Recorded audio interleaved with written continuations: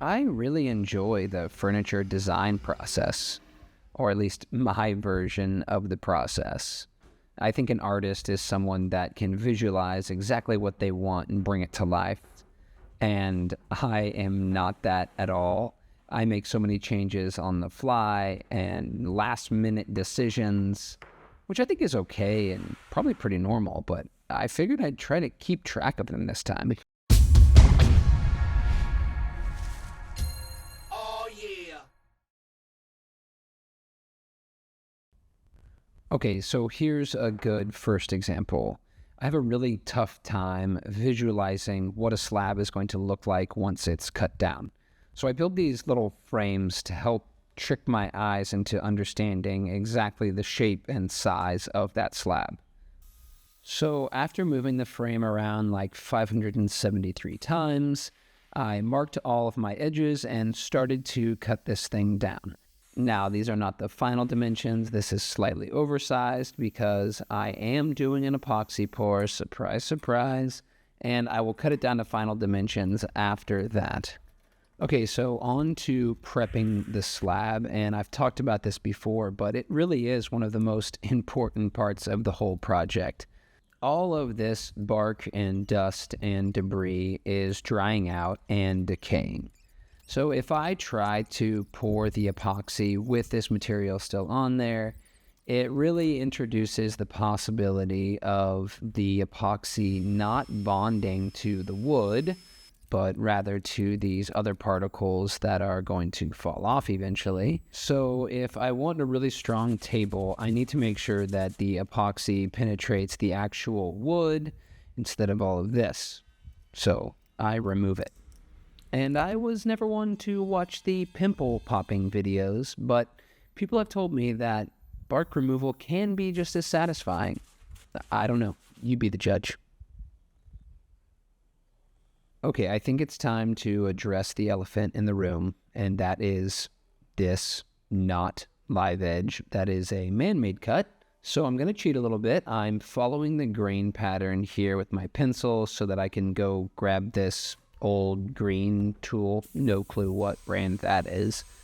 Anyway, I'm using the belt sander to carve out the most natural looking lines that I can.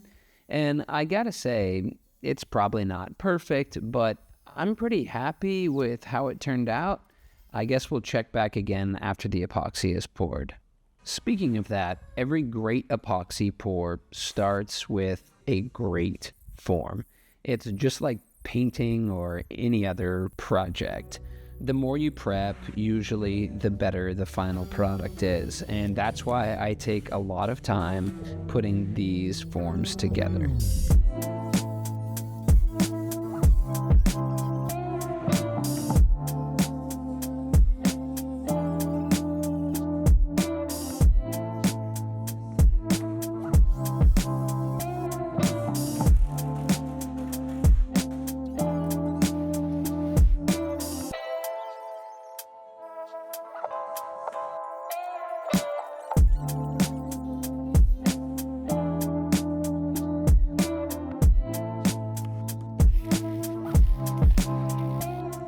We've run into our first challenge, I'll call it. It's definitely not a problem, it just changes my design up a little bit. Originally, I wanted to keep the live edge on the two outer corners exposed. There's a couple of things about this one that aren't working. This corner just gets a little bit thin. As you can see from the space below this, I think it might look weird, and I'm concerned with how strong it is. So I'm gonna go ahead and epoxy both of these front corners as well. Trying a new epoxy here. Thank you for hooking it up ultra clear. I appreciate it. So this is just a tabletop epoxy, and it's meant to be a sealing coat. And that does two things. The first is it stops the black epoxy from staining the wood, and it also prevents air bubbles from escaping the wood while the epoxy cures.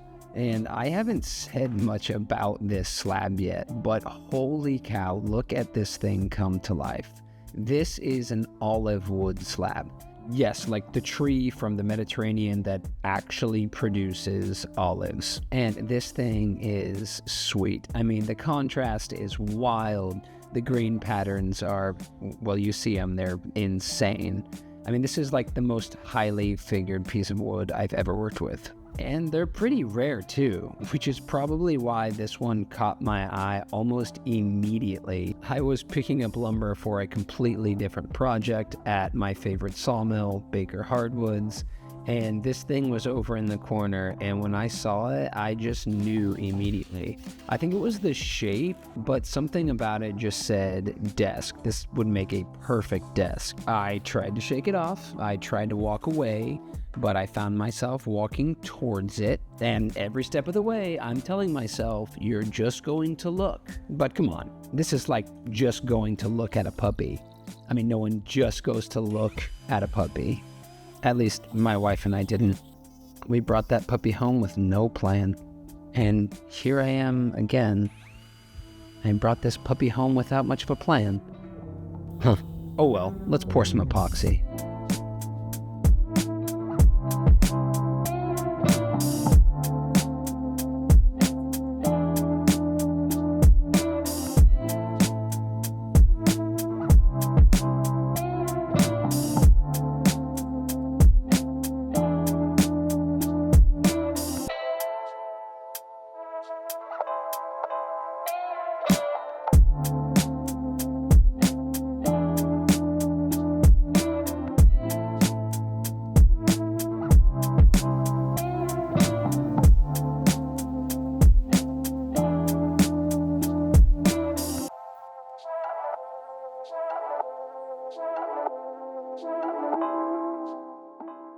It's been about 24 hours since I poured the epoxy, and as it's cured, there's been a fair bit of shrinkage. So there's a little lip where the slab ends and the epoxy starts. Normally this wouldn't be a big deal, but because my slab is on the thinner side, I don't want to have to make it thinner to level it out with the epoxy. So my only option really is to do a second smaller pour. At this point, I think this epoxy has cured a little bit too much to pour a second layer on top. So I'm going to give it 24 more hours to fully cure, and then I'm going to sand it down and pour the second layer of epoxy.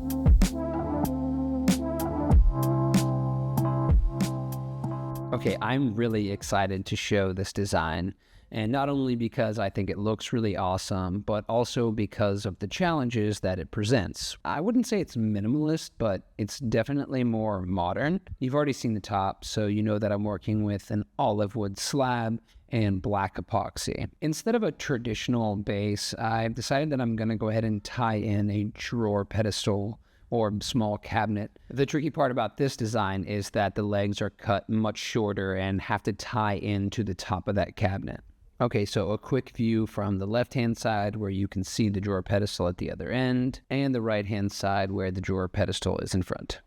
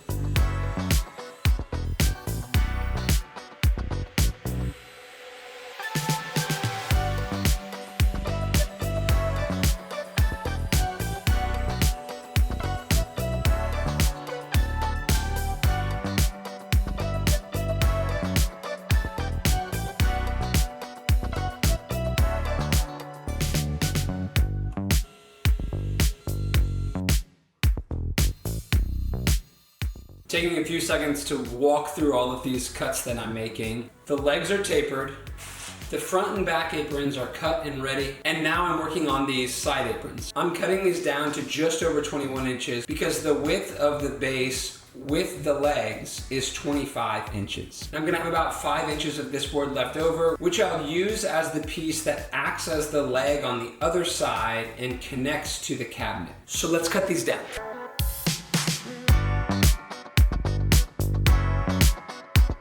After laying these aprons out and seeing them, I've just decided that I want them a little bit thinner. So for the aprons on the end of the table, I'm gonna cut those down to 2 inches, and the front and back apron will be just under 3 inches.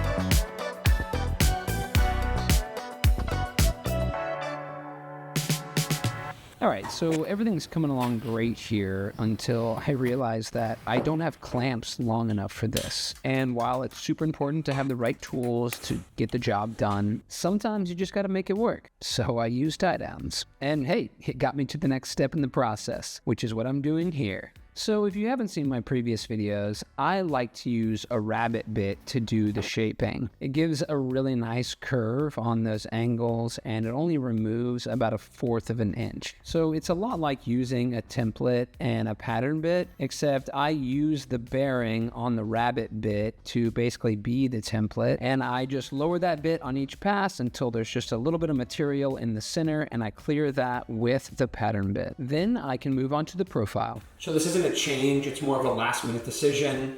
For the profile on these legs and the cabinet, I wasn't sure if I was just going to stick with the 1/8 inch roundover or do something a little bit more interesting, and I have decided to do something a little bit more interesting. So I'm going to use a 25-degree chamfer bit on the insides of the legs, and then I'll keep the roundover on the outside.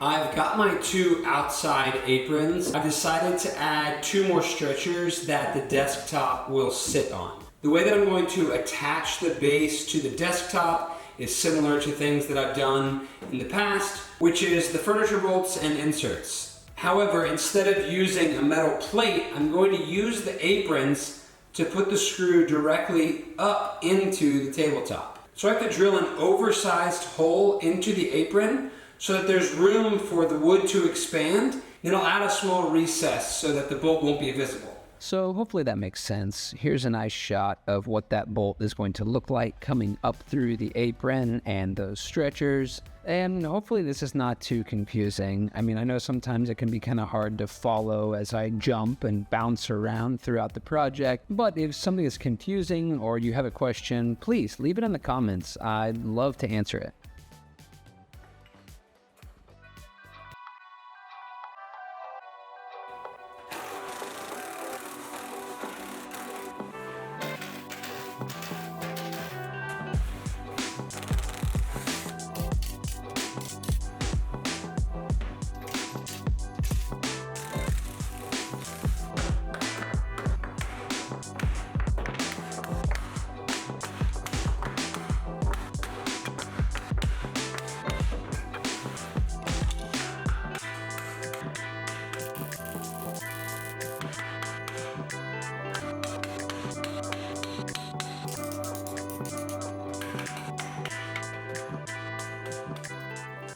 Okay, so the only thing about creating Fort Knox for your mold is that it can be a little bit difficult to get out, but nothing that a couple wedges and a mallet can't solve. Now, a big part of this project was building this slab flattening system, because while the epoxy is self-leveling, it definitely does not always come out flat. As you can see as I'm making my passes here, there's some high spots, there's some low spots, and the only way to make it completely level is to surface the entire top and bottom. And outside of making the world's largest mess, that's exactly what this system is built to do. I've got a 2-inch wide bit, and I'm just going back and forth until eventually I get this. I've run into another problem here. Not a huge problem, but not great. As I was flattening the bottom of the desktop, I basically got to a point where I would have had to remove so much material from the rest of the desk just to get down to this really thin corner. You can see the marks from the tape that were on the bottom of the mold, meaning that as I was flattening, I never got to this point. I think ultimately the shrinkage happened on the bottom too. I just couldn't see it until I had it removed. I don't want to have to make this slab any thinner. I'm gonna go ahead and frame this back up and do another small pour.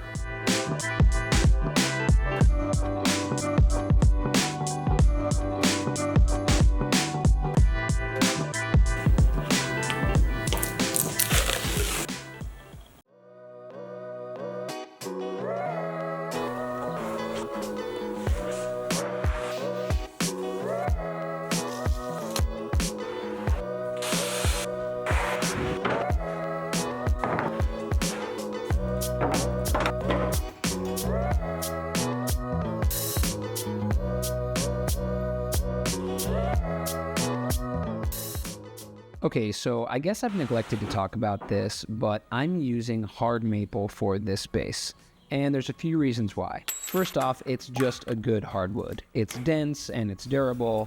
ChatGPT tells me that it is dent resistant and wears well against scratches, but ChatGPT obviously has not met my kids. I don't think there's any wood that could stand the test of my son and his Hot Wheels and monster trucks. Anyway, the real reason why I chose maple is because of its clean and minimalist look. It has beautiful grain patterns, but they're pretty subtle. And this was the main thing I was going for. I knew that the top of the desk was just going to be a lot, so I was trying to keep the base on the simple side. Okay, so let me tell you what I'm doing here. I'm building the box that will create the cabinet on the right-hand side of the desk. And I'm using this waterfall method to make a continuous grain pattern so that everything on the right-hand side follows to the top and then the left. So to achieve this, I have to glue up my panel first and then make all of these 45-degree cuts so that the angles will line up perfectly. Well, almost perfectly. And this is where you start to learn the tips and tricks of making miter boxes. You can slightly offset the angles so that the boards meet a little bit better on the outside, or you can do that and still have to use the screwdriver trick, which, don't worry, I will show you. But before I start the glue up, there's one more thing that I have to do. I need to add a dado to these panels so that when I go to glue it up, I have a space to drop a back panel into. So I create that space with a few passes on the table saw and a dado stack. And here you can see as I lay out my pieces for the glue up what that continuous grain pattern is going to look like. And then it's on to setting up the dominoes so that I can get this thing aligned for the glue up. Now, I'm using 5x30 dominoes because I wanted to make sure that as I plunge for these, I don't punch right through the front of the panel. That's something that I learned from someone else. I've never made that mistake. And then we're on to the glue up. And honestly, this can be pretty tense. I mean, you're trying to get everything to fit together, and the glue is drying probably faster than you want it to. Meanwhile, you've got to try and fit this panel into the back that you haven't fit before, and I guess you could say I was excited that it worked. Yes. Perfect. Love it. I like it, I love it. Generally, I want some more of it.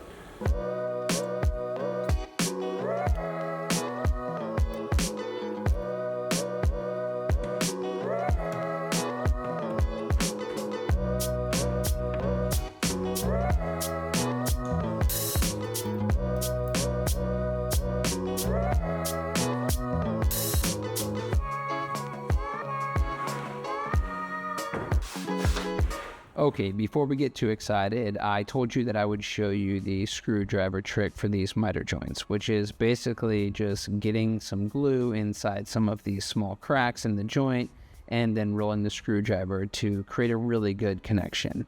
And sure, maybe these were imperfections, but either way, sometimes it's just about coming up with a good fix.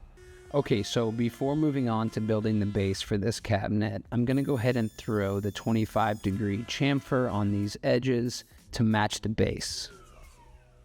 The cabinet is built. I need a base for this to raise it up off the ground. Originally, I was just going to basically make a square that it would sit on, but I decided that I'm going to change that and try to mimic the desk base.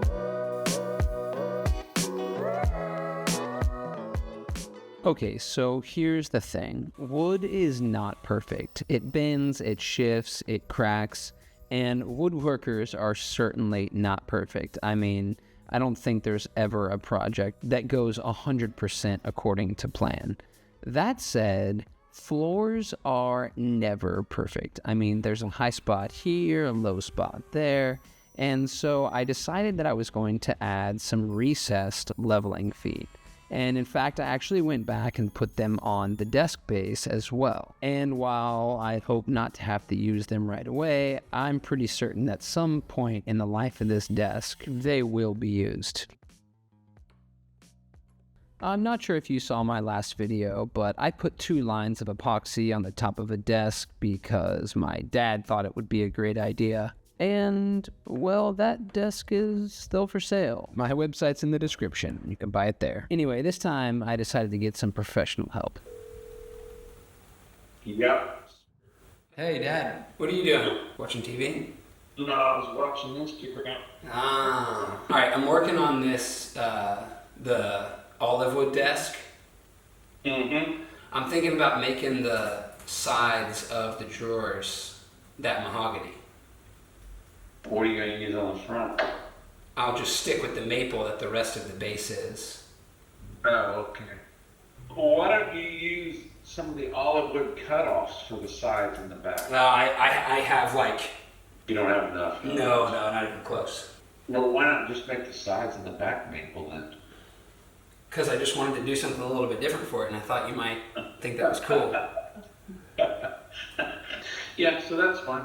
Definitely, I'll give it a little bit of a twist and maybe, different. All right, well, I'm going for it on the mahogany sides. All right, well, be careful. Don't cut your fingers. All right. Bye. Wait, one specific finger that I shouldn't cut, or just in general, don't cut a finger? I really kind of like your index finger, but don't cut any others. All right. Sounds good. See you later. See ya. Alright, sounds like he wasn't very impressed. We gotta do better.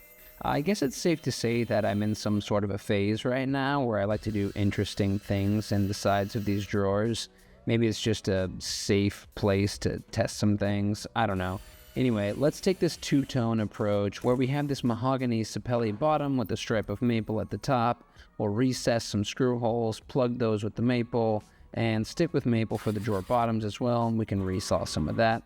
I think that should be pretty nice. I don't know, you can check the comments to see what my dad's final thoughts are. Alright, we finally made it. This is the exciting part of the process, but can also be a little bit confusing. There are so many parts and pieces that have to come together, and of course there's finishing touches on almost all of them. So let's walk through it. We'll start here where I'm filling some of these little pinholes and cracks that the epoxy couldn't quite get to and then sanding them down. Then we move on to cutting the table down to its final dimensions. And this basically just consists of making sure that everything is square and then cutting it down with the track saw. All right, moving fast. So earlier I drilled those oversized holes that were recessed into the bottom of the apron and stretchers. So now I'm just using those holes to go back and drill into the bottom of the desk where the inserts will live. Once the holes are drilled, I can go back with my countersink bit just to make sure that these little inserts are going to sit below the surface of the desk just by a little bit. Then we can move on to getting the base attached to the cabinet. Now I'm using the same method where the inserts are sitting on the bottom of those short legs and a bolt will go up through the bottom of the cabinet and attach to the legs. All right, I told you we're moving fast. I'm using these figure 8 clips to attach the base of the cabinet to, well, the cabinet. And this type of hardware is great because it swivels and allows the wood to move just a little bit. Then we can move on to getting some finish onto the cabinet and the base. I'm using Rubio Monocoat Pure with just a little bit of walnut in there because I did want to try and bring the grain out in this maple just a little bit. So this is a hard wax, so basically I'm rubbing it in, letting it sit for about 20 minutes, and then come back with a blue towel and wipe all the excess off. Pretty easy process. And once that's done, we can get to mounting these drawers. Now I'm using Bloom undermount drawer slides, and I'll be honest, these can be a little bit tricky sometimes. So I basically built this guide that I could set the slide on as I'm screwing it in and then just cut it down to the next height. I'm also using a combination square here so that all the drawers are inset at the same depth. This method worked nearly perfectly, and I feel like I can say that because in the past I have spent days trying to get these things mounted correctly. And those drawers need faces, so that's next. So I can cut those down pretty quickly, and then I'll start measuring for the hardware. I'm using a single pull on each of these drawers, and the reason why I'm drilling the hole now is because I'm going to use that hole to temporarily mount the drawers. So using some 1/8-inch spacers, I can hold that in place while I drill the face into the drawer. Then from the inside, I can do the permanent fixture. And I use the same method with 16-inch spacers for the next 2 drawers because I know I have the ability to adjust these up if I need to. Okay, final touches. I'm going to take those temporary screws out and put the pulls on. And then one of my favorite parts, I get to put my branded coin in that top drawer. And as we move on to the top of the desk, I have one final change. So last minute, I decided that I really wanted to incorporate that 25-degree chamfer for the bottom profile of the desk. I was really worried that since it was already on the thinner side, this may appear to make it thinner, but I just decided to go for it, and I'm glad I did. Then I can put my 1/8-inch roundover on the top and use the soft pad to sand it down. And finally, back to Rubio Monocoat Pure for the tabletop finish. So before I talk about the number of changes that were made in this project, I wanted to take 1 second to say thank you for watching my video. I appreciate it. If you enjoyed it or got something out of it, please like, subscribe, share with your friends. It'll really help me grow this channel. Now, on to the grand finale, which if you read the title of this video, you already know. I counted a total of 38 changes, adjustments, or last-minute decisions, which, since I'm building this for the first time, I don't think is really that crazy. So, I don't know what it means, but here's what I do know. I love it. I thought I was going to really like it. Did you hear that? She said she loves it. But do you like it? Do you love it? Do you want some more of it?